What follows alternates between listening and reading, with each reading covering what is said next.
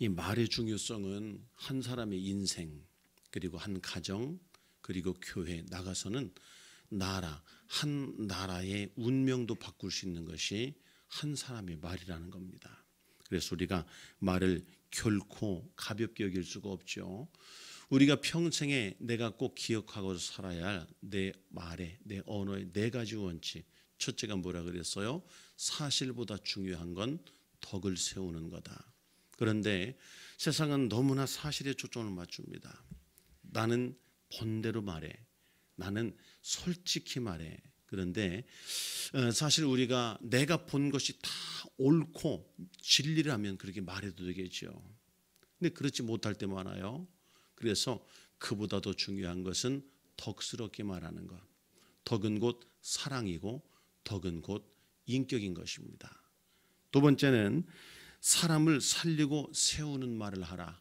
조롱하고 비난하고 깎아내리는 표현이 지금 이 시대 특히나 젊은이 학생들에게는 그것이 그냥 언어 문화가 됐습니다. 그런데 우리에게 필요한 것은 사람을 살리고 세우는 거죠. 자존감이 높은 사람은 남이 잘 되는 걸 함께 기뻐합니다. 자존감이 낮은 사람은 남이 잘 될 때 가만둘 수가 없어요. 끌어내립니다. 어떻게든 누가 누구를 칭찬하면 그래? 근데 걔는 이런 애야 하면서 끌어내리는 거예요. 그게 자신의 자존감만큼 내리려고 하는 겁니다. 그러니까 이제부터는 누가 누구를 이렇게 하면 자꾸 디스하고 뭐 하면 자꾸 끌어내리려고 하면 자존감이 낮구나 이렇게 생각하시고 불쌍히 여기셔야 돼요. 그리고 본인이 나도 모르게 누구를 칭찬하는 거 들으면 자꾸 나도 모르게 이렇게 깎아내리려고 하는 속성이 있을 때 내 자존감이 이거밖에 안 되는구나. 여러분 이 자존감의 높이만큼 그 사람은 사람을 살리고 세울 수 있는 거죠. 또 역으로 생각하면 우리가 사람을 살리고 세우는 말을 사용할 때 내 자존감이 올라갑니다. 그것은 내가 낮아지는 게 아닙니다. 옆에 있는 집사님을 높이 귀히 여기고 누가 누구를 칭찬할 때 맞아요, 너무 귀한 분이에요 할 때 내가 가치가 떨어지는 게 아니라 그럴 때 내 가치가 올라간다는 걸 알아야 돼요. 여러분 그런 여러분들 되기를 축원합니다. 세 번째는 은근히 갈라지게 하는 말 하지 마십시오. 어떤 경우에도 하나 되게 하는 말을 사용하십시오.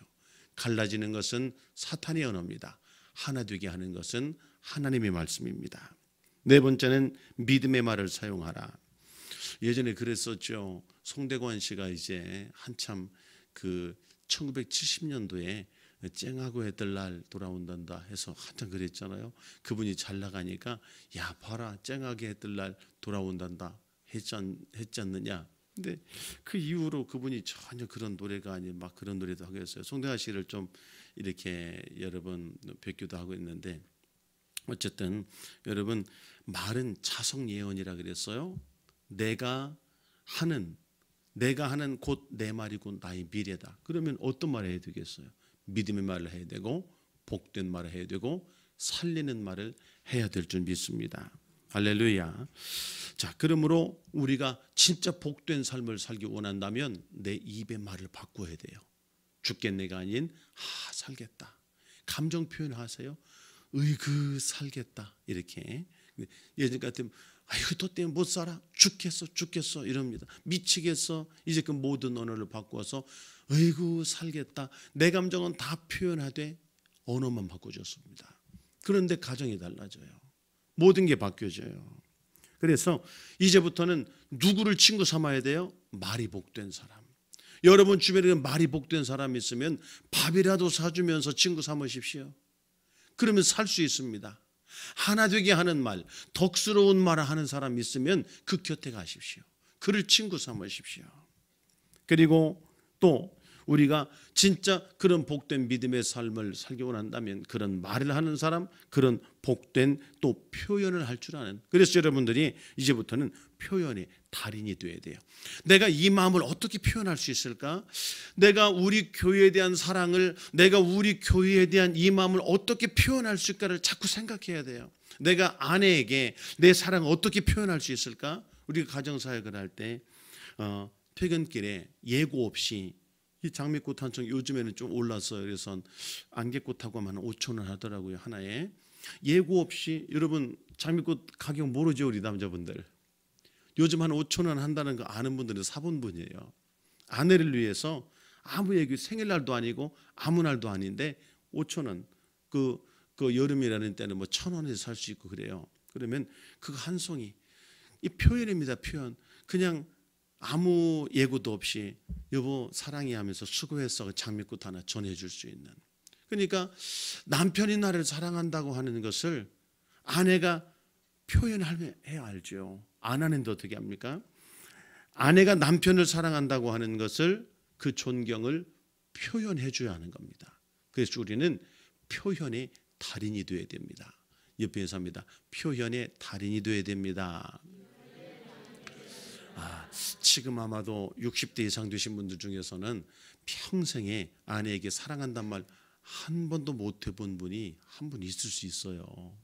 정말 그게 얼마나 표현하기 어려운지 모른다고 표현하는 분이 있는데 표현하셔야 됩니다. 이제는 말로도 표현하고 꽃으로도 표현하고 내가 표현할 수 있는 것들로 많이 표현하시고 하나님 앞에도 우리 마음을 표현해야 돼요. 내가 하나님을 사랑한다는 예배의 표현, 하나님께 예물 드림의 표현, 하나님의 기도의 표현, 내 감정, 내 마음, 내 사랑, 하나님을 향한 마음을 잘 표현하는 사람이 복된 사람이고 크게 은혜 받는 사람인 겁니다. 여러분, 교회에 그런 일꾼들이 세워지길 축원합니다. 목사님께도 감사 표현을 많이 하십시오. 여러분은 목사님의 기도와 또 목사님의 위로와 목사님의 격려를 먹고 사는 겁니다. 성도들이 그 힘으로 지쳐서 일어나지만 목사님은 누구에게서 위로 얻을까요? 물론 하나님이십니다. 당연히 하나님께 위로도 없지만 저는 아내에게도 위로를 얻고 성도에게도 위로를 얻습니다. 코로나 기간 동안에 우리가 자주 이렇게 만날 수 없고 모일 수 없는 그런 환경이 되니까 우리 성도들이 그 목사님에 대한 표현을 어떻게 했느냐면 제 서재가 있는 그 앞에 매일 먹을 게 이렇게 쌓여 있어요. 뭐 김치, 반찬, 고기 할 것 없이 뭐 빵, 무슨 케이크 이런 게 그냥 성도들이 그 표현을 어떻게 할까 해서 그냥 늘 먹을 게. 그러니까 저희 동네 목사님 오신 목사님 문 앞에는 왜 이렇게 먹을 게 많으냐고. 우리 성도들이 이렇게 다 갖다 놔요. 냉장고에 먹을 게 가득해요. 우리 성도 오면 나눠주고 함께하고 그 작은 것이지만 그게 위로가 돼요. 거기에 요만한 쪽지에 붙어요. 목사님 어디 지나다 생각나서 맛있는 무슨 빵이라도 사왔어요. 목사님 드시고 힘내세요. 그 작은 것 하나가 보면서 때로는 눈물이 나요. 어떻게 우리가 이런 지금 볼 수 없는 이런 상황이 됐을까? 그런데도 성도들이 그 마음을 표현해 주니까. 그리고 제 스마트폰에는 999 플러스 이래서 밀려있는 문자들이 많이 있습니다. 어떻게 하면 내가 받은 은혜를 표현할 수 있을까? 나가면서 목사님 은혜 받았습니다 뿐만 아니라 집에 가면 다 이런 말씀 은혜 받고 이랬습니다 하는 게 어린아이든 어른들이든 많은 문자들이 옵니다. 그러면 그걸 보면서 위로를 얻어요. 힘이 납니다.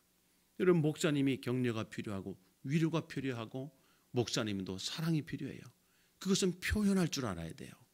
성도들이 많이 표현할 줄 알아야 돼요. 예수님은 우리 하나님은 사랑을 원치 않았습니까?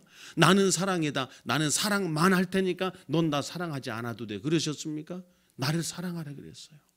솔로몬이 그 하나님을 사랑해서 마음껏 그 사랑을 표현하니까 하나님이 감동을 하셨습니다.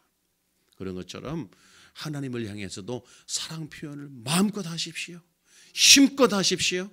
그리고 목사님, 사모님에게도 사랑 표현 많이 하시고 그리고 또 아내 남편 사랑 표현 많이 하시고 그래서 그 사랑이 가정으로부터 흘러 여기 오신 여러분들이 다 사랑 충만해요. 그렇게 사랑으로 흠뻑 젖은 분들이에요. 그러면 교회에서 뭘 흘려요? 사랑이 흘러납니다. 그러면 교회가 사랑이 넘치는 교회가 되고 반대로 사랑이 갈급하고 또 사랑이 굶주리면 교회 사랑을 갈구해요. 왜 나 사랑 안 해줘? 왜 나에게 좋은 말 안 해줘? 왜 내가 왔는데 인사를 안 해? 나를 왜 존경 안 해줘? 왜 대우 안 해줘? 이렇게 되면 진공 상태가 돼요. 이거 말로 표현할 수 없는 오히려 상처가 되는 그런 공동체가 되는 겁니다. 그래서 여러분, 이번 이 언어 훈련은 다른 게 아닙니다. 어떻게 표현하느냐입니다. 얼마나 표현하느냐입니다. 내가 어떻게 얼마나 표현하느냐에 따라 천국이 될 수 있고 지옥도 될 수 있는 겁니다. 자, 먼저 우리는 부르는 호칭과 대답하는 대답을 배웠어요. 어떻게 불러요? 목사님을 부를 때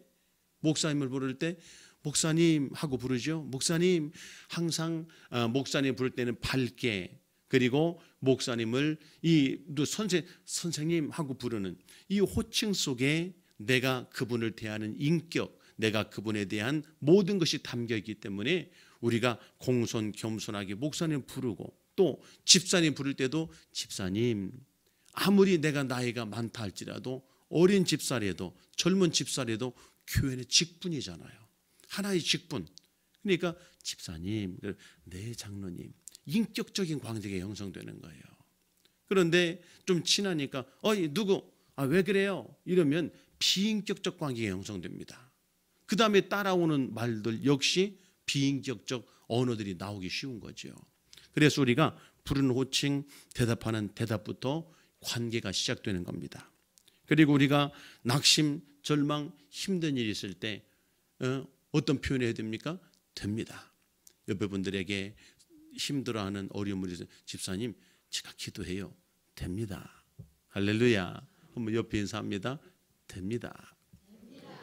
자, 그리고 또 우리가 너무 힘들 때, 낙심, 절망이 올 때 미치겠네, 또 돌겠네, 이런 표현 대신에 어떻게 해요? 살겠네. 어이구 살겠다. 아이들이 속썩일 때 어이구 엄마 그래 살겠다 표현하십시오. 감정 표현해야 되잖아요. 안 하면 병 납니다. 그래서 우리가 표현을 하되 말끝을 바꿔달라는 거예요. 그리고 우리가 교만하지 않고 누가 날 칭찬할 때 그 칭찬을 감사함으로 잘 받고 하나님께 영광 올려드릴 수 있는 말, 다 주님의 은혜입니다. 누가 날 칭찬할 때 민망해하지 마시고 그 칭찬 기뻐 받으십시오. 그래요, 감사해요, 다 주님의 은혜입니다. 그리고 간증, 내가 이런 사람이 아닌데 내가 우리 교회 만나서, 우리 목사님 만나서, 내가 우리 교회 만나서 이런 칭찬을 다 듣네요. 너무 감사해요, 너무 감사해요. 그러면 칭찬한 사람도 기분 좋고 칭찬 받는 사람도 기분 좋고 하나님도 감사하고. 할렐루야. 그리고 또 목사님이 개인적으로 또 청년부들 불러서 그건 안 되잖아 하고 훈련해 줄 때, 여러분 진짜 복 있는 사람, 그 훈계를 받고 목사님 훈계 주셔서 감사합니다. 네, 저에게 성장할 수 있는 기회 주셔서 감사합니다. 다시 노력해 보겠습니다. 얼마나 빛나요. 여러분 젊은이지만 성도지만 존경스럽고 대단합니다. 그 사람은 반드시 성장할 수밖에 없습니다. 어디 가서 좀 무슨 말 해주면 입 툭 내밀고, 그래서 도무지 뭐라고 말해 줄 수 없는 사람, 무슨 짓을 해도 그냥 지켜보고만 있어야 될 사람, 아니 교회 와서 무슨 성장이 있겠습니까? 그때 어떤 표현 하십니까? 훈계 주셔서 감사합니다. 할렐루야. 한번 따라합니다. 훈계 주셔서 감사합니다. 우리 성도들 더 해주실 말씀 없으신가요? 열심히 다시 해보겠습니다 하고 딱 돌아설 때요, 얼마나 눈물이 흐르고 그 사람 향해 기도가 나오는지 모릅니다. 그리고 우리가 교만하지 않고 또 낙심하고 그러지 않을 수 있는, 평생 쓰임받을 수 있는 그런 언어, 우리가 열심히 수고하는데 수고하셨습니다 그럴 때 쓰임받아 영광입니다, 써주셔서 감사하지요. 내가 아니면 누구라도 쓰임받을 수 있는데 나를 써주시면 얼마나 감사해요. 내가 쓰임받으면 얼마나 감사해요. 써주셔서 감사합니다. 쓰임받아 영광입니다. 어제도 우리 집사님, 우리 이제 교회 자동차 이런 거 다 관리하는 집사님에게 어떤 보고가 있어서, 그래서 제가 수고했어요 그랬더니 그분이 쓰임받아 영광입니다, 써주셔서 감사하지요 하고 문자가 왔어요. 여러분 이게 평생 내가 교만하지 않고 평생을 쓰임받을 수 있는 축복의 언어입니다. 누가 힘든 사람, 어려운 사람을 볼 때 교회 안에 제일 골치 아픈 거예요. 수근수근 하는 겁니다. 그랬대, 뭐 했대, 여러분, 이제는 그런 언어 없습니다. 모든 교회 안에 성도가 어려울 때, 교회가 어려울 때 우리가 기도하고 내가 함께 했어야 될 우리 공동체란 말이에요. 우리가 학교 다닐 때 어려서 초등학교 1학년짜리, 5학년짜리 이게 형제가 있으면은 1학년짜리가 잘못하면 5학년짜리 형이 가서 선생님한테 선생님 잘못했어요. 그래요. 5학년짜리가 잘못한 게 아니잖아요. 근데 왜 그럽니까? 가족 공동체이기 때문에. 그런데 교회 안에 어떤 성도가 어려울 때 누구는 그랬대, 그럴 줄 알았어, 이런 게 아니라 우리 같은 형제니까 한 식구기 때문에 제 기도 부족입니다. 우리 성도들도 중보기도 했어야 되고 제가 더 그랬어야 되는데 제 기도 부족입니다. 제 기도 부족입니다. 모든 교인이 성도의 아픔을 다 자기의 기도 부족이라고, 내 탓이라고 받으니 무슨 그 안에 분란이 있고 뭐가 그런 게 있겠어요. 목사님이 조금이라도 피곤해 보이시면 목사님 제 기도 부족입니다. 목사님이 더 많이 기도하겠습니다. 우리 성도들이 다 모든 것이 다 내 탓으로. 왜냐하면 그게 목회자 마음이에요. 성도가 힘들면 다 내 탓 같고, 부모님이 그렇죠. 성도가 잘못되면 다 자식이 아프면 다 부모 탓 같고, 그런 것처럼 우리 목사님 마음이 그런 마음인데 여러분, 우리도 그런 마음 가져야 되지 않겠어요? 그래서 우리가 어려운 사람 볼 때마다 어떻게 해야 돼요? 다 제 기도 부족입니다. 제 기도 부족입니다 하고 함께 기도하는 여러분 되기를 축원합니다. 그리고 오랜만에 교회 온 분에게 자꾸 묻지 마세요. 왜 안 왔어? 뭐 때문에 안 왔어? 그리고 어떤 분이 그래요. 어라? 얼마 만에 왔네 하면서 이렇게 참 민망하게 말하는 분들이 많은데, 그렇게 말하지 않기로 했죠. 우리 남자 성도는 남자 성도에게, 여자 성도는 여자 성도에게 어떻게 하라 그랬어요? 보고 싶었어. 너무 실천 잘하세요. 우리 샘교회는 이렇게 실천 잘하는지 몰랐어요. 보고 싶었어. 보고 싶었어. 그래. 없으니까 교회가 휑 빈 것 같아. 얼마나 기분 좋아요. 할렐루야. 자, 그 다음에 이제 오늘은 9번째입니다. 9번째는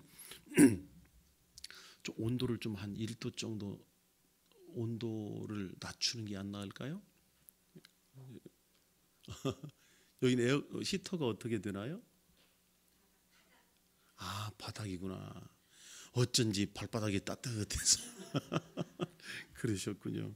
네. 아니, 바닥이면 괜찮아요. 안 하셔도. 왜냐하면 온도가 올라가면 사우나에 들어오는 느낌이 들어가지고 저희는 수시로 이렇게 온도를 한 22도, 23도 정도로 맞춰놓습니다. 왜냐하면 안 졸게. 제가 신기한 게 우리 세상교회 성도들은요, 한 분도 첫날부터 지금까지 조는 분이 없었어요. 신기하죠? 한 분도 조는 분이 없어요. 이 발바닥이 이렇게 따뜻한데도. 예. 자, 오늘 9번째는 참 교회 안에 이것만 없으면 얼마나 좋을까. 그게 뭐냐면 뒷담화입니다. 뒷담화가 뭐예요? 뒤에서 수근거리는 거예요. 아니, 앞에서 말할 수 없는 것을 뒤에서 사람이 지나가면 그랬지, 제가 저랬대, 뭐 했대, 열었대, 이러지 않은 뒷담화들. 그리고 남들이 어려울 때 뒤에서 얘기하고 남을 헐뜯고 하는 대화. 그런데 여러분, 이 세상은 뒷담화가 말도 못합니다. 연예인들 또는 학교에서도 그렇죠.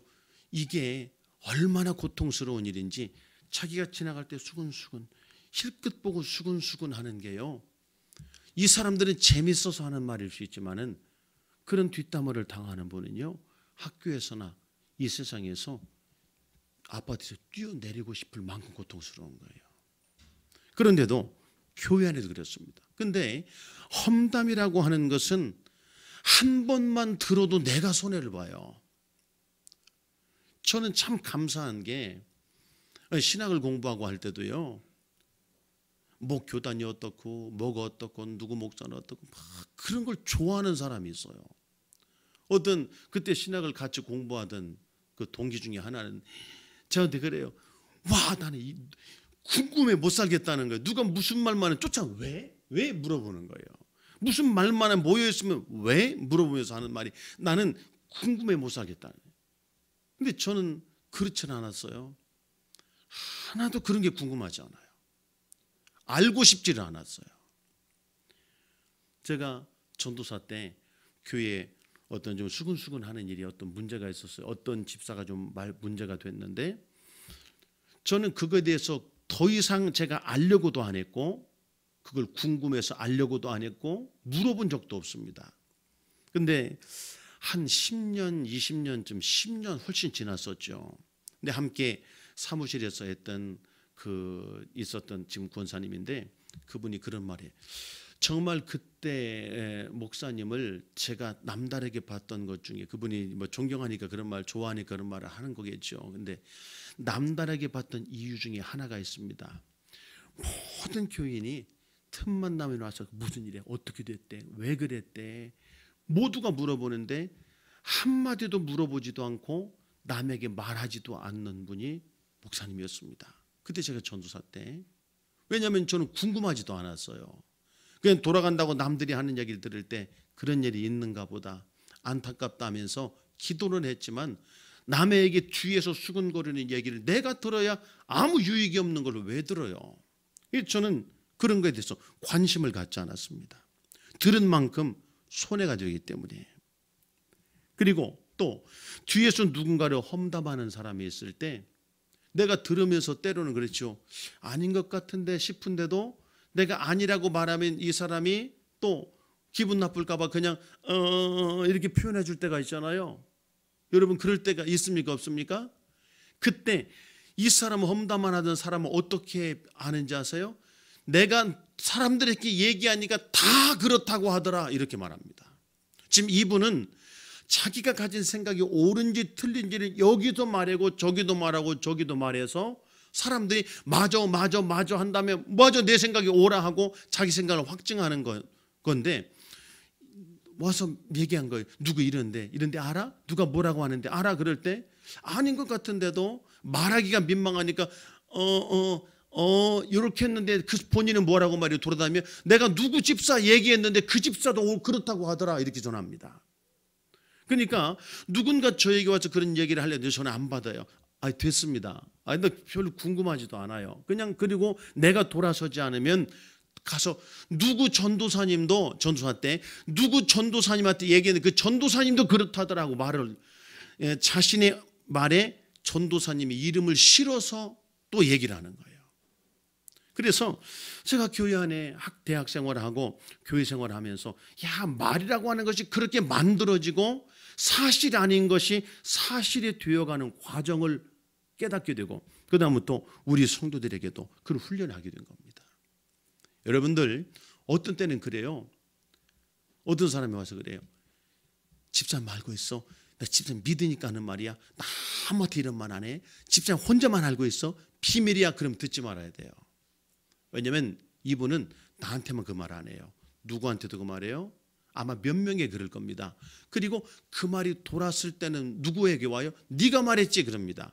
근데 대놓고 네가 말했지 하면 아니야 나 말 안 했어 이럴 텐데 그렇게 안 해요. 분명히 이거 누가 말했을 거야. 그리고 그때부터는 나를 악담하고 다닌단 말이에요. 내가 들어준 것밖에 없는데 나를 믿어서 말했다는 것밖에 없는데 나중에는 내가 소문을 퍼뜨렸다고 말하고 다닙니다. 그래서 저는 절대 손해날지도 않아요. 총회가 목사님 무슨 말 해도 그냥 저는 관심 없습니다. 그래서 정말 여러분들 험담하는 사람의 말을 들어만 줘도 암묵적인 동의가 될 뿐 아니라 그 사람이 다니면서 누구도 이렇게 생각하고 누구도 그렇다고 하더라고 여러분의 이름을 실어서 말하고 다닌다는 거 아셔야 돼요. 그래서 여러분 화재 뒤에 소화기가 있지 않습니까? 소화기 2개가 있는데 소방차 2대가 있는 거예요. 화재가 났을 때 초기 화재에는 저 소화기 하나가 소방차 한 대보다 큰 거예요. 저희가 교회를 이전하고 이제 인테리어 공사를 하는데 우리 집사들끼리 하는데요. 집사 한 분이 이 강단 작업을 하는데 본드를 쫙 다 발라놨어요. 뒤 좀 춥지 않아요? 예? 아닙니까? 예. 그 강단에 본드를 바르는데 본드가 잘 안 말라요. 이게 꾸덕꾸덕해져야 붙이잖아요. 그러니까 그 중에 하나 집사 하나가 좀 머리를 쓴 겁니다. 머리를 써가지고 토치 그다음에 토치를 가져다가 본드에 이렇게 하면 빨리 마를 줄 알고 토치를 갖다 확 댔는데 그 본드에 불이 붙은 거예요. 본드가 강력한 인화물질입니다. 불이 붙었는데 어떻게 해야 될지 모르겠어요. 당황스러워서 보통은 옷을 덮으면 꺼지는데 옷을 덮었는데 옷에 같이 불이 붙은 거예요. 이게 기름이다 보니까, 인화성이다 보니까. 그래서 옷이 같이 불타는 겁니다. 이제 연기가 차오르고 예배당은 불이 붙고 있고, 그때 달려나가서 소화기를 하나 가지고 와서 소화기를 칙 뿌렸는데요, 순식간에 소화가 되는 거예요. 불이 꺼지는 거예요. 그때 이야, 저 소화기 없었더라면 교회 홀랑 타 뻔했다. 입당도 못하고 홀딱 타 뻔했구나. 그게 초기의 진화입니다. 초기의 진화. 말이라고 하는 것도 그런 겁니다. 처음에 전화통부 들어요. 전화통 먼저 들죠. 전화부터 누구 내 얘기 좀 들어봐. 요겁니다. 이거. 그게 불씨가 이제 막 붙은 겁니다. 한 사람에게 전화했어요. 그렇다더라. 또 들어봐요. 내 얘기 좀 들어봐. 4명, 5명 동의를 얻고 난 다음부터는 돌아다니며 말합니다. 내가 그런데 왜요? 4-5명이 다 내게 그렇다고 했어요. 이제는 이것이 진실이라고 확증을 했어요. 그러면 그때부터는 돌아다니면서 이 집사 저 집사 다니면서 얘기할 때, 그때 진짜 중요한 게 뭔지 아세요? 처음에 제일 친한 친구부터 오겠죠. 제일 가까운 사람부터 오겠죠. 전화 왔을 때 이거 이렇고 뭐하고 내가 이런 거 속상해 뭐 이렇고 막 얘기할 때 우리 성도들에게 부탁한 말이 있어요. 그런 얘기를 들어주고 내가 암묵적으로 동의해 줄 때 그것은 날개를 달기 시작하고 온 교회에 삽시간에 퍼져나가서 사실 아닌 것이 사실 이상으로 퍼져나갑니다. 초기 진화가 중요합니다. 우리 성도들 전화 와서 누구 흉볼 때, 누구 뒷담화하고 누구 뒤에서 누구는 그렇지 이런 얘기할 때 우리 성도들이 하는 말이에요. 아이, 왜 그래? 나는 그 집사님이 좋기만 한데 나는 그렇게 생각 안 해. 오해인 것 같아. 그리고는 친한 친구라면 너나 잘해. 내가 누군가에게 얘기했는데 아니야, 그런 거 아닌 것 같아. 내가 보기에는 그런 거 아닌 것 같아. 그러면서 아이고 남의 일 신경 쓰지 말고 너나 잘해. 한 명 했는데 한 명이 그래요? 하고 몸짓하죠. 또 한 사람 물어봤어요. 이거 이런데 뭐 걔 그런 것 같지 않아? 아이고 남 얘기하지 마. 너나 잘해. 한 2명만 그러잖아요. 더 이상 아무에게도 말 안 해요. 말할 힘을 내가 잘못 생각했나? 집에 가 곰곰이 생각해 보면, 하루 저녁만 생각해 보면 말 안 하길 참 잘했다 이렇게 됩니다. 말에 날개를 달기 전에 누가 남 얘기할 때 에이 남 얘기하지 마. 뭐 다 그럴 수도 있지 뭘 그래. 너나 잘해. 친한 친구라면 그러지. 집사님이 그러세요 하고 1-2명만 진화를 해주면 아무것도 아닐 건데 1-2명이 하면 암묵적 동의가 나중에는 교회가 수습할 수 없는 소용돌이에 빠지기도 한다는 거죠. 그래서 여러분, 저는 지금까지도 남 얘기를 들어본 적이 없고 궁금해 본 적도 없고 남 얘기에 관심을 가져본 적도 없어요. 여러분들 평생 손해보는 일 하지 않길 축원합니다. 그래서 우리 성도들이 그랬어요. 누가 와서 믿으니까 하는 말이야. 아무 얘기도 하지 마. 그때 이렇게 나 입이 싸서 어떡하지? 나는 들으면 가만 못 있어. 막 해야 돼. 이러면 도망가 버려요. 근데 이건 친한 친구끼리 하는 표현이니까. 그리고 여러분 무엇보다 험담이라는 건 그런 거구나. 그러니까 들어주면 나만 손해다. 아시겠죠? 자, 그래서 소화기를 생각하십시오. 자, 그 다음에 우리가 리더십이라고 하는 것이 우리 교인들을 철저히 이걸 교육시키는데요. 리더십이라고 하는 게 있습니다. 리더십.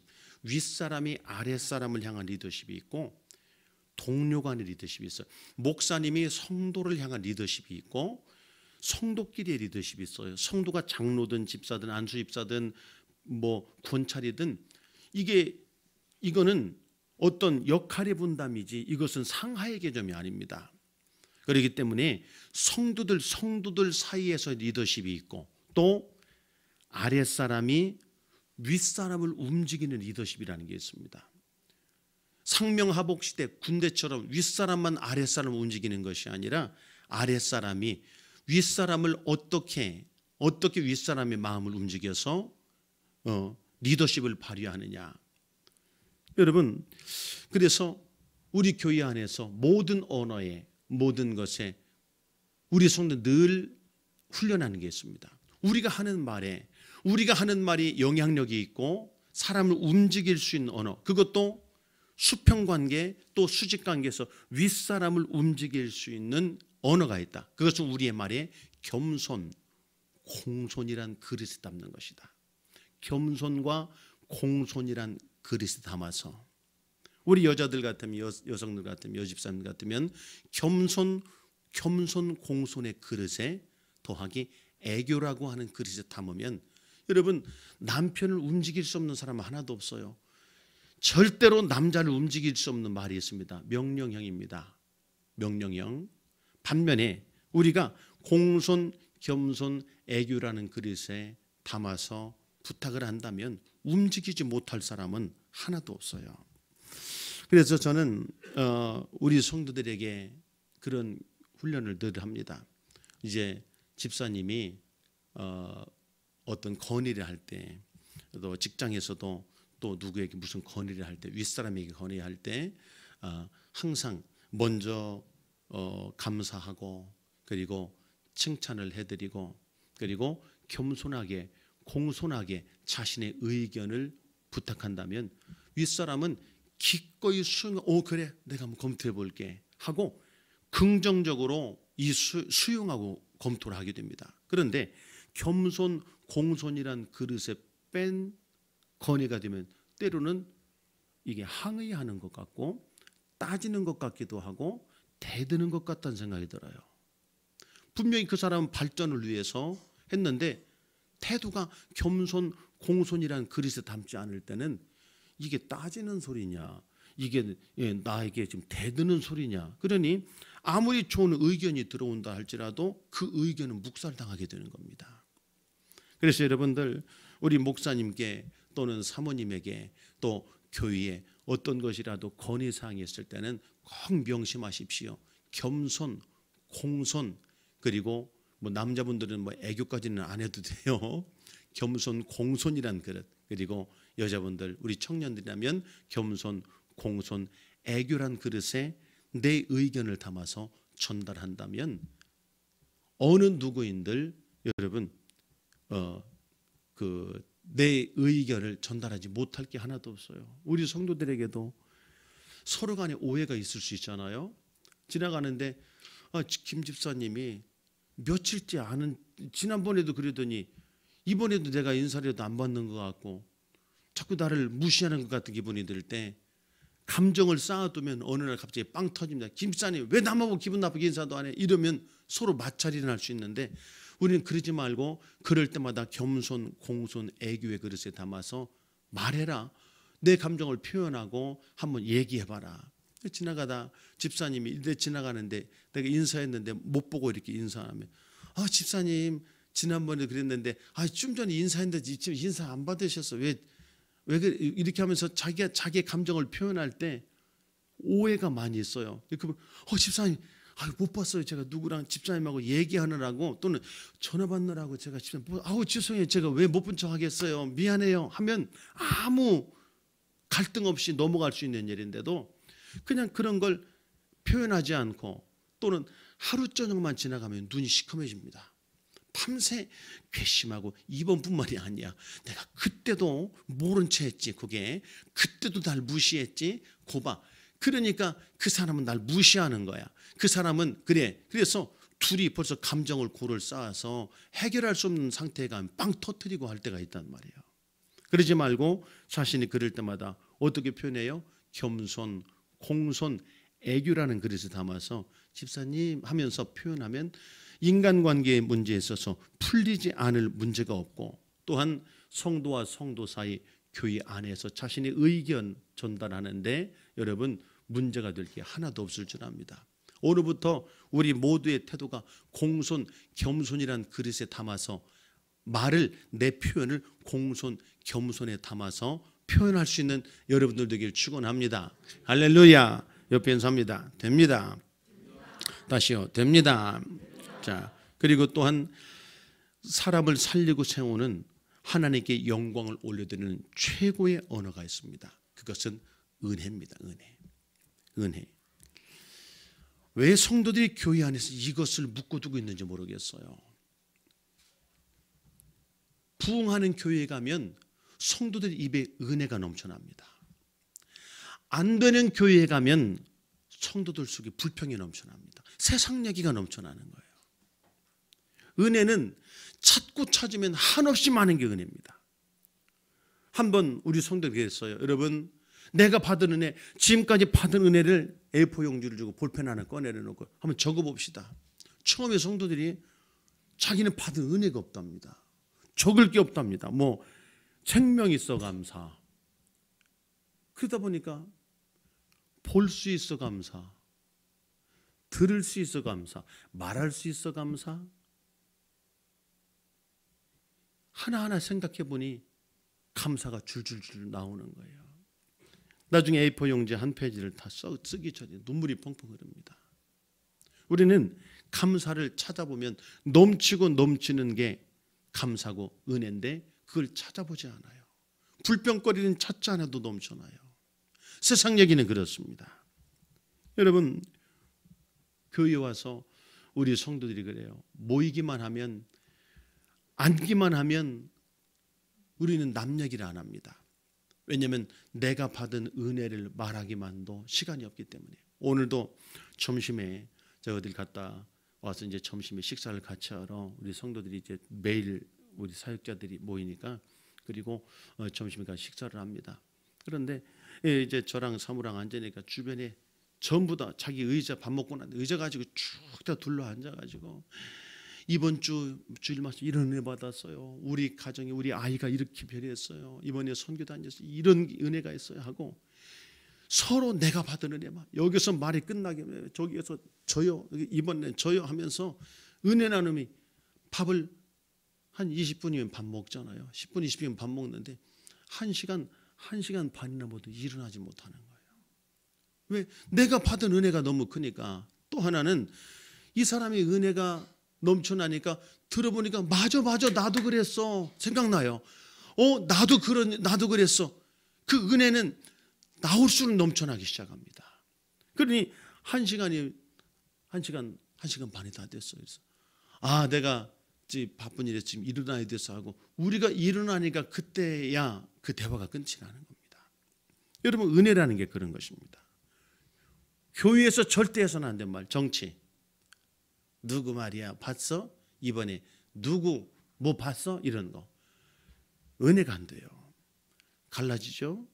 그래서 교회 안에 절대 성향이 다 다르고, 여기는 100명이면 100명 다 다른 성향이 있지만 세상의 정치 성향, 사회적, 세상을 보는 눈, 그거 가지고 우리가 모인 게 아니라 그리스도 예수 안에 모인 것이다. 우리가 그리스도 예수 안에 하나가 되고 믿음의 말을 하고, 그리고 그리스도 안에서 은혜를 함께 나눌 때 우리가 하나 될 수 있는 것이기 때문에. 그리고 세상 말을 하다 보면 이렇게 저렇게 가고 의견이 갈릴 수 있어요. 그런데 여러분들, 이 하나님의 은혜를 나누다 보면 넘치고 넘치는 게 하나님의 은혜입니다.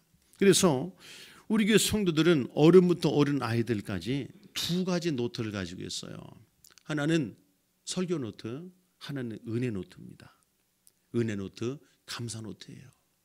하나는 설교 노트, 설교 시간이 되면 그 어린 아이들까지 다 설교하면서 이 요지를 다 적어요. 들으면서 다.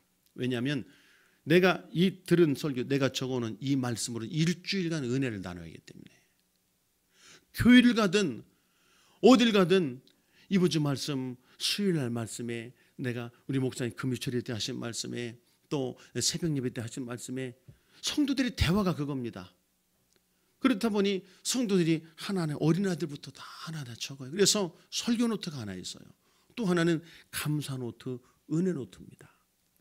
내가 힘들었던 것, 어려웠던 것, 미워하는 것, 내가 그런 것은 적어놓지 않아도 뇌 속에 빼곡히 기억이 되어 있어요. 남편이 잘못한 것, 남편이 나 서운하게 한 것, 시어머니가 서운하게 한 것, 적지 않아도 빼곡하게 머릿속에 다 기억됩니다. 그런데 감사는, 내가 받은 은혜는 돌아서면 잊어버려요. 내가 하나님께 받은 은혜는 30년을 교회 다니고도 받은 은혜가 없답니다. 어떻게 30년을 교회 다니고 받은 은혜가 없어요? 얼마나 많은 눈물을 흘렸고 얼마나 많은 감격과 감동이 있었어요. 내가 교회 와서 10년을 신앙생활하면서 우리 목사님께 받은 사랑과 받은 은혜가 얼마나 많습니까? 그런데 은혜는 물에 새기고 원하는 돌에 새긴다고.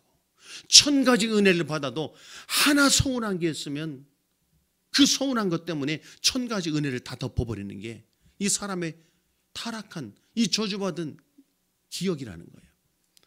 우리가 뇌를 믿지 말고 내 감정을 믿지 말고 기록하자. 그래서 하루에 하나도 좋고 아니면 일주일에 하나도 좋으니 내가 받은 은혜, 내가 받은 감사가 있으면 그걸 한번 적어봅시다. 그래서 한 줄을 적어도 좋고 일기처럼 한 페이지를 적어도 좋고 거기에다 뭐 내가 누구 결코 잊지 않으리라 두고 보자 이런 거 적지 말라 그랬어요. 안 적어도 그것은 빼곡히 기억되기 때문에. 우리가 받은 은혜가 너무 많은데 받은 사랑이 너무 많은데 그걸 적는 거예요. 한 권, 두 권이 돼요. 그냥 심심할 때 한번 이렇게 열어보십시오. 맞아 그때 그랬었어. 내가 힘들 때 목사님 신방 오셔서 그때 내가 힘을 얻었지. 그 장면이 그때 생생히 기억나요. 제가 학교를 다닐 때 저는 시험 기간이라고 특별히 뭐 이렇게 굉장히 막 스트레스 받고 그렇지 않았습니다. 그리고 시험이 저는 기다려졌어요.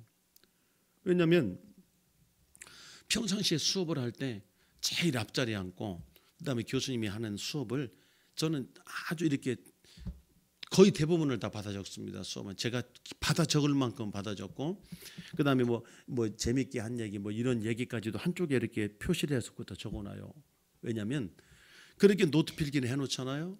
그 시험 기간이 가까워졌을 때 노트를 한번 쭉 보면 그 1시간 강의가 그대로 머릿속에 마치 동영상이 돌아가듯이 1시간이 생생하게 기억납니다.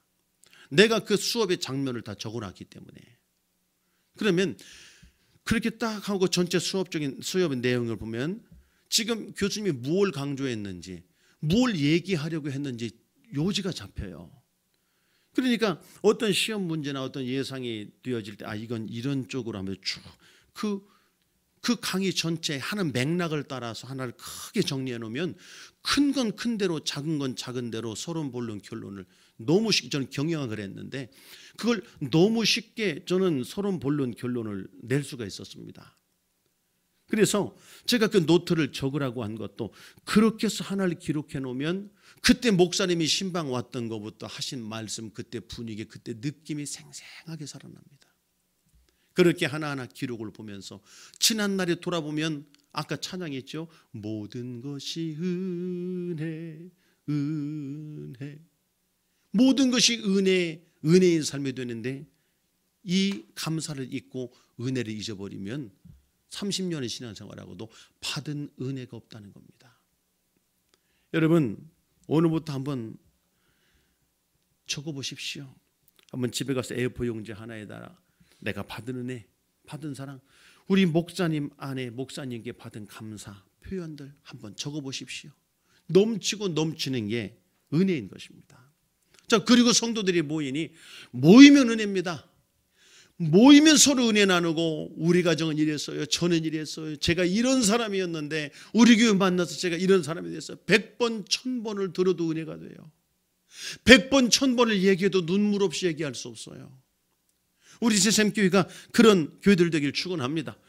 그러니 전도가 되는 거예요. 우리 교회 성도들이 나가 전도할 때 특별히 뭐 사역리나 이런 걸 가지고 와서 뭐 기술 무슨 외워가지고 하는 것이 아니라 처음 만난 사람에게 안녕하세요 하고 사탕이라도 하나 주면서 대화하면서 뭐 칭찬해주고 이런저런 대화하다가 저 경기제일교회 다니는 누구누구 집사예요. 누구누구 성도인데요. 오늘 이러면서 대화를 하면서 제가 이런 사람이 아니었는데 우리는 본래 나는 이런 사람이었는데 우리 가정은 이런 가정이었는데 우리가 시흥세샘교회 만나고 우리 안 목사님 만나고 저는 이렇게 변화되고 너무 행복해서 하는데 눈이 글썽글썽한 거예요. 여러분 그 사람의 진정성이 느껴진다고 하는 거 있잖아요. 저 사람 진정성이 느껴져. 저 사람은 진짜 좋아서 하는 것이 있고 조금 사기당하는 것 같은 게 있어요. 하는데 이 팔아먹으려고 장사하는 사람이 있고 진짜 진정성이 담긴 게 있단 말이에요. 왜 우리 성도들이 전도를 하러 나가서 그 짧은 시간 산책 한번 하고 오는데도 그런 많은 사람들이 전도될 수 있는가? 그건 우리 성도들 속에 있는 감사와 은혜의 진정성입니다. 여러분 속에 그런 은혜가 살아나기를 축원합니다. 할렐루야. 그래서 우리 교회 처음 온 사람들이요, 처음 우리 교회 와가지고 우리 교회를 보고 상당히 당황했다고 해요. 왜 당황했냐면 너무 사람들이 밝아서, 너무 사람들이 해처럼 밝고 모든 사람 오면은 막 모두가 다 열이면 열 보는 대로 다 처음 본 사람 인사하죠, 환영해 주죠. 그러니까 처음에 이렇게 생각했답니다. 이거 새신자가 처음에 온 사람 오니까 이거 수작 부리는 거 아닌가. 그런데 2번 와도 3번 와도 10번 와도 나중에 느낀 게, 이건 이 사람들의 진정이었구나. 이 사람들이 나를 대하는 진정이었구나. 그럴 때 그 성도들이 거기에 감동이 되어지고, 또 새신자가 올 때는 자신도 그렇게 하고 있는 자신의 모습을 발견하는 거죠. 그게 바로 그 속에 있는 은혜인 것입니다. 저는 우리 새샘교회 안에서 그런 은혜가 넘쳐나고, 오늘부터 여기 모이면 절대 남 얘기, 정치 얘기, 세상 얘기, 어디 쇼핑한 얘기, 어디 물건 싸다는 얘기 내가 안 해줘도 남들 다 알고 있어요. 그런 정보 전달하지 말고 내가 받은 은혜, 그리고 이번 주일 목사님이 전해주신 말씀, 거기서 받은 은혜, 그리고 내가 받은 감동, 우리 가정의 변화된 모습, 그리고 저는 이런 사람이었는데 내가 우리 교회 만나서 내가 주님 믿고 이렇게 변화됐노라고 얘기할 수 있는 그런 여러분들 다 되기를 축원합니다. 그러면서 우리 교회 안에 강조하는 게 있습니다. 우리 교회 안에 강조하는 것이 인간관계를 열어가는 첫 단추, 그건 서로 봤을 때 인사다. 인사. 여러분들 보면은 인사 잘 하시죠? 교인들 보면은. 근데요, 그렇게 훈련을 하고 10년, 20년을 훈련해도 목사님을 보고도 인사를 잘 안 하는 사람이 있어요. 목사님이 못마땅해서 인사 안 하는 것이 아니라 인사하는 게 쑥스럽기도 하고 인사 안 하는 것이 자연스러운 속에 살아온 사람이라 목사님 보고도 인사를 잘 안 해요. 그래서 처음에 성도가 왔어요. 이렇게 저기 일을 하고 막 돌아다니고 뭐 합니다. 그래서 제가 이렇게 들어가면은 안녕하세요 목사님, 안녕하세요 대부분 하는데 어떤 사람이 쌩 지나가요. 그러면 제가 쫓아가 가지고 누구 이렇게 하기도 뭐 하고 하니까 보면 다시 인사하겠지 했는데 또 그냥 휙 지나갑니다. 그러면 관계가 참 묘하게 이상해지는 거예요. 어떻게 해야 될지를 본인도. 그래서 처음에 인사는 타이밍입니다. 이 타이밍을 놓쳐서 여러분 어색해 본 적이 있으십니까? 교회 안에 와서 우리 목사님은 밝게 목사님 안녕하세요 하고 먼저 인사하고, 또 집사님 안녕하세요, 서로 보면 서로 먼저 본 대로 서로 먼저 인사해 주고 서로 반겨주는 것, 그것이 서로의 관계를 열어가는 첫 단추가 될 수 있는 거죠. 그래서 우리 새샘교회 안에서 정말 밝은 인사와 그리고 또 서로 간에 배려하고 존중하는 그런 문화가 여러분들 안에 넘쳐나길 바라고, 그런 말미암아 오고 싶은 교회, 또 언제라도 오고 싶고 보고 싶은 그런 얼굴들이 될 수 있는 그런 교회들 다 되기를 축원합니다. 할렐루야. 옆에서 합니다. 됩니다. 다시요. 됩니다. 다시요. 됩니다. 자, 그래서 여러분들 이제 이제 우리가 할 수 있는 우리 교회에서 훈련하는, 또 이외에도 우리 교회 안에서 하는 훈련들이 몇 가지가 더 있긴 하지만은 여러분들 이 중에 한두 가지만 실천해도 교회 안에 교회의 분위기나 모든 것이 너무 달라질 점 있습니다.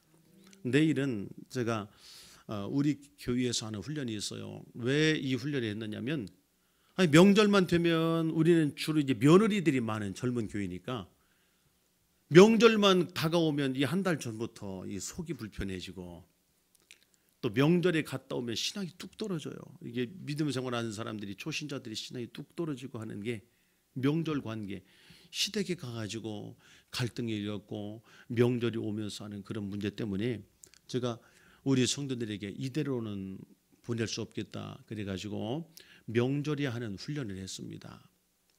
그리고 명절 전전주쯤 되면은 이제 명절 훈련을 해줘요. 함께 가족 관계에 대한 그런 설교를 하고 그러면서 이제 명절 때 어떻게 우리가 할 것인가에 대한 그런 훈련을 해줬는데 그 이후로 여러분 놀라운 변화가 났습니다. 그래서 시어머니 시아버지로서 내가 어떻게 또 며느리를 가족을 대해야 될 것인가 또 며느리로서 어떻게 어른들을 대해야 될 것인가 이 명절 훈련을 해왔는데 내일은 아무리 가족 관계에 있어서 아내 남편 간에 그리고 또 명절의 시댁 관계에서 할 수 있는 그런 언어 표현들 그런 훈련들을 함께 하도록 하겠습니다. 그리고 놀라운 하나님의 은혜와 축복 속에 사시는 여러분들 다 되기를 축원합니다. 할렐루야. 그래서 한 10가지 정도 했죠, 여러분. 10가지를 꼭 적어 놓으시고 근데 중요한 게 앞으로 지속적으로 하는 거예요. 계속 하는 거. 어제도 이제 어제 주일날이죠. 주일날 제가 제자 훈련을 할 수 없잖아요. 그 전에 점심 먹고 이제 바로 제자 훈련을 하니까. 근데 우리 집사람에게 우리 성도들 매주 하고 있지만은 전체적으로 한번 언어 훈련. 나도 지금 새샘교회 가서 언어 훈련 하는데 우리 성도들 언어 훈련 제대로 한번 정리해 주라고. 그랬더니 지금 저는 20년이 넘도록 매주 하는 거거든요. 매주 구역 예배 때마다 하는 훈련이고 제주 훈련 때마다 하는 것이고 그다음에 모든 훈련 속에 다 이 언어 훈련이 들어가 있는데도 전체적으로 한번 쭉 정리했는데 우리 성도들이 은혜가 넘쳐나는 겁니다. 내가 실천되지 않는 게 이런 거였어요. 내가 잊고 있는 게 이런 거였어요. 어떤 성도가 문자가 왔어요. 목사님 19가지 언어 훈련 중에 그래도 저는 10가지는 몸에 배 있는 것이 너무 감사했고 이혼할 수밖에 없는 깨질 수밖에 없는 가정이었는데 그 시간이 지나면서 지금은 이렇게 행복한 인생이 된 것도 다 그 하나님의 은혜임을 오늘 다시 깨달았습니다. 그래서 이제는 이런 훈련들을 목사님이 더 응용하시고 또 교회에 필요한 대로 여러분들을 해나가실 거예요. 그때 이것이야말로 지금 나를 위한 것이고 내 가정을 위한 것이고 내가 사는 길이다 생각하시고 잘 훈련받으셔서 하나님의 영광에 아름답게 쓰임받는 그런 여러분들 되시고 새샘교회 되길 축원하고 내일 저녁에 오실 때는요 전부 다 하나님의 감사를 힘껏 내 마음의 감사를 힘껏 표현해 보십시오. 내 거기에 한자 마음을 적어서 글로 표현해 보시고 또 하나님께 예물을 담아 감사함으로 표현하시고 또 목사님께도 오늘 예배가 마치고 집에 돌아가시면은 목사님 사모님께 사모님께 짧은 문자라도 내가 감사했던 것 고마웠던 것을 표현해 보십시오. 표현해야 표현력도 느는 거고 또 그게 사랑과 관계의 시작이기 때문입니다. 할렐루야. 내일 저녁에 정말 유익한 시간 될 줄 믿고 여러분 마치도록 하겠습니다.